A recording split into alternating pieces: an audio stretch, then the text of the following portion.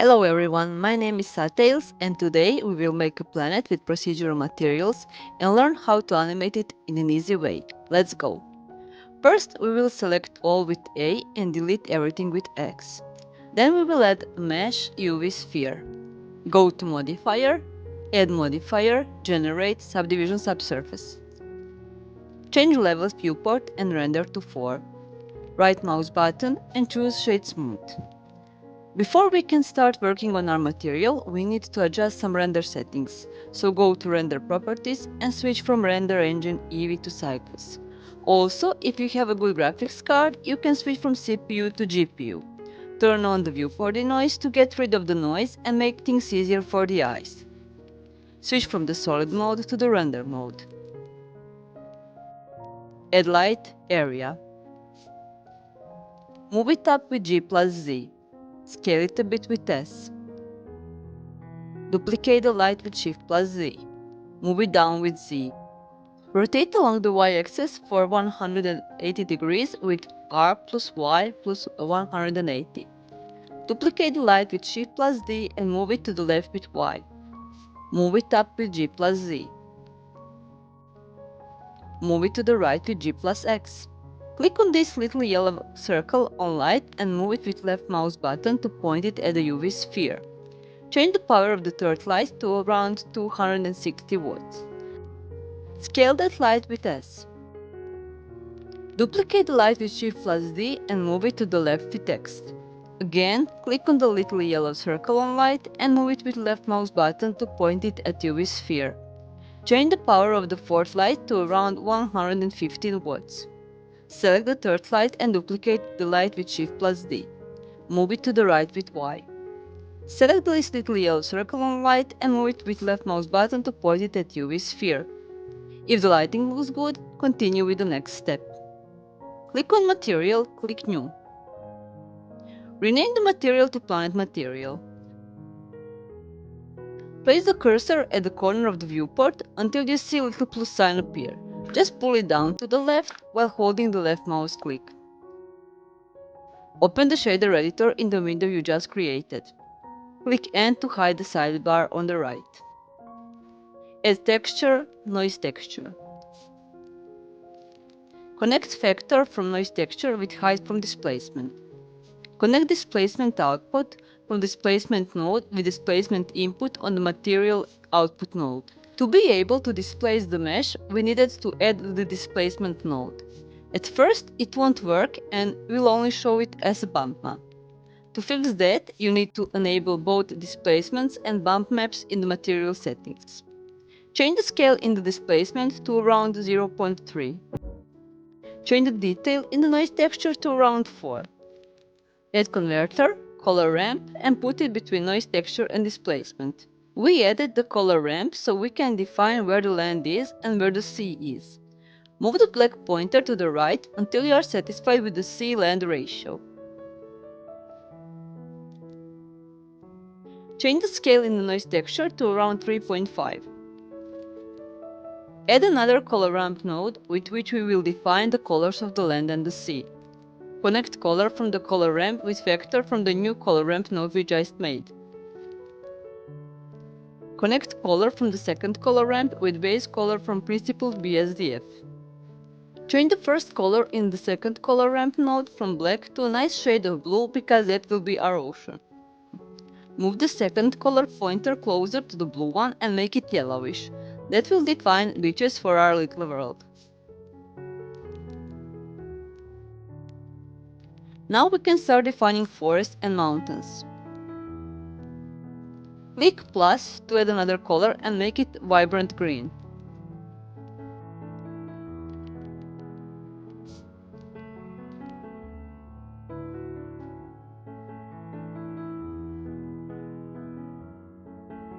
Add another, but make the green color a bit darker and less saturated.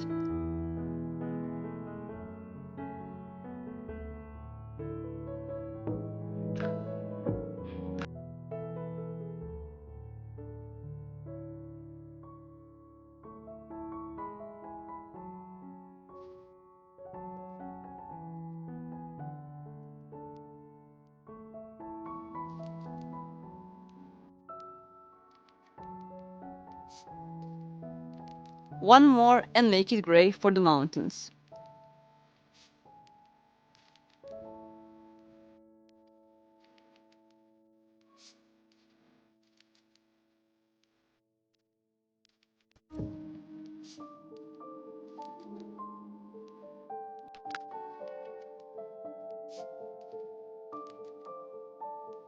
And the final one, which will be white for our snowy mountain peaks.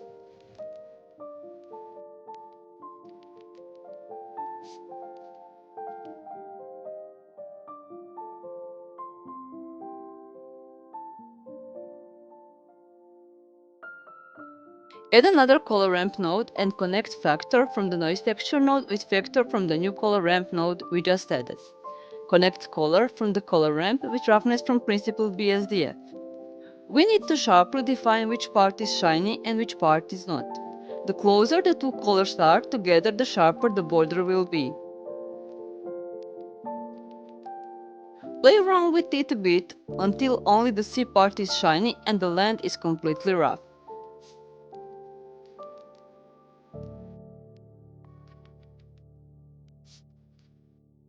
Choose a sphere and duplicate it with Shift+D. Click Escape to return it to its original position. Scale it a bit with S until it's only a bit larger than our planet. Click minus to delete the planet material and click plus to add a new one. Rename it to the cloud material. Select the principled BSDF node and delete it with X. Add shader principled volume. Connect volume output from the principled volume node with volume input on the material output node. Change the color in the principled volume node to white. Connect emission color from principled volume with color from color ramp. Connect factor from the color ramp with factor from the noise texture. Move the first color in the color ramp to the right and the second to the left. That will more sharply define our clouds. Change emission strength in principled volume to around 3. You can increase or decrease that number depending on how visible you want the atmosphere of our little planet to be. If everything is a bit too white, or the clouds are a bit too far away from the planet, just scale the second sphere object until it looks good. Change the noise texture from 3D to 4D to have W vector that we can animate. Finally, to animate the material, we can add the driver command into the W vector of the noise texture node by typing in #frame/500. That way we can animate the texture infinitely. Higher numbers will slow down the animation and lower numbers will speed it up. You can check your animation by pressing the spacebar on your keyboard, which will play the animation. You can play around with the nodes if you want to adjust the look of the clouds further. Click on the options on the right side of the first viewport and go to the Item tab. If it is closed, you can open it up by pressing the letter N on your keyboard. You can make your clouds rotate by once again typing in the same command as you did previously, which is #frame/300. Same as before, higher numbers will make it spin slower and lower numbers will make it spin faster. Check your animation again. Select the planet sphere. Do the same thing and type in the same command.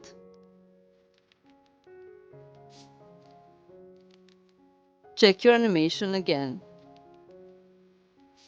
If you want to flip the rotation, you can type in a negative number and the planet will start spinning in the opposite direction.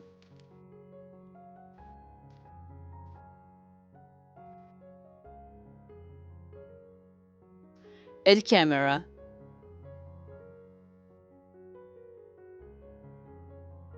Click on the camera icon. Go to View and turn on Camera to View.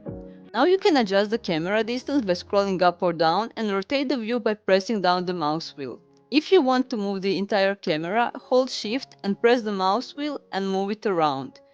You can change the resolution to 1024 by 1024, 1920 by 1080 or whatever else fits your needs. Change frame rates to 30 FPS. Adjust camera until you are satisfied.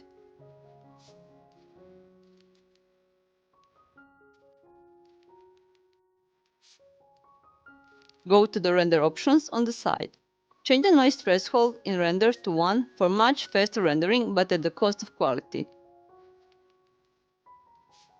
Go to output. Change file format to FFmpeg video. Change encoding container to MPEG-4. Change the output quality to high quality. And click on the output folder to choose where you want your animation to be saved. Click Render, Render Animation, and just wait until it's finished. Depending on your settings, it can take a while, but since it's a simple little animation, it shouldn't take that long. That is it. Now you know how to make a planet with clouds in Blender with procedural materials and animate it. If you enjoy learning Blender with me, consider subscribing. Bye, see you next time.